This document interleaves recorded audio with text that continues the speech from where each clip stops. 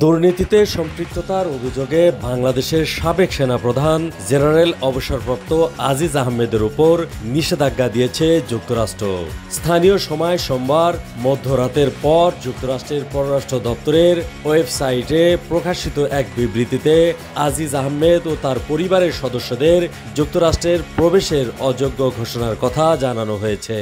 যুক্তরাষ্ট্রের পররাষ্ট্র দপ্তরের মুখপাত্র ম্যাথিউ মিলারের এই বিবৃতিতে বলা হয়, উল্লেখযোগ্য দুর্নীতিতে সম্পৃক্ততার কারণে সাবেক জেনারেল অবসরপ্রাপ্ত আজিজ আহমেদকে পূর্বে বাংলাদেশের সেনাবাহিনীর প্রধান department of state foreign operation and related programmers appropriation act 7031 C ধারার আওতায় অন্তর্ভুক্ত করার ঘোষণা দিয়েছে পররাষ্ট্র দপ্তর।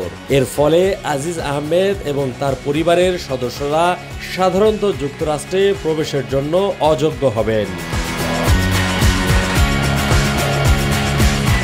বিবৃতিতে বলা হয়েছে, তার কর্মকাণ্ডে বাংলাদেশের গণতান্ত্রিক প্রতিষ্ঠানসমূহের অবমূল্যায়ন এবং সরকারি প্রতিষ্ঠান ও প্রক্রিয়ার উপর জনগণের আস্থা কমে গেছে।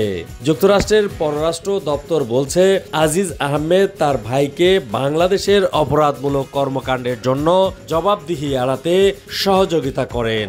এটা করতে গিয়ে তিনি নিয়মতান্ত্রিক প্রক্রিয়ায় হস্তক্ষেপের মাধ্যমে উল্লেখযোগ্য দুর্নীতিতে জড়িয়েছিলেন। এছাড়াও অন্যায়ভাবে সামরিক খাতে কন্ট্রাক্ট পাওয়ার নিশ্চিত করার জন্য তিনি তার ভাইয়ের সঙ্গে ঘনিষ্ঠভাবে কাজ করেছেন।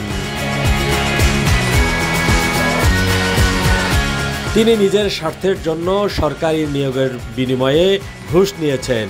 আজিজ আহমেদের বিরুদ্ধে এই ব্যবস্থার মধ্য দিয়ে বাংলাদেশের গণতান্ত্রিক প্রতিষ্ঠান ও আইনের শাসন শক্তিশালী করতে যুক্তরাষ্ট্রের অঙ্গীকার পুনরায় নিশ্চিত করা হলো।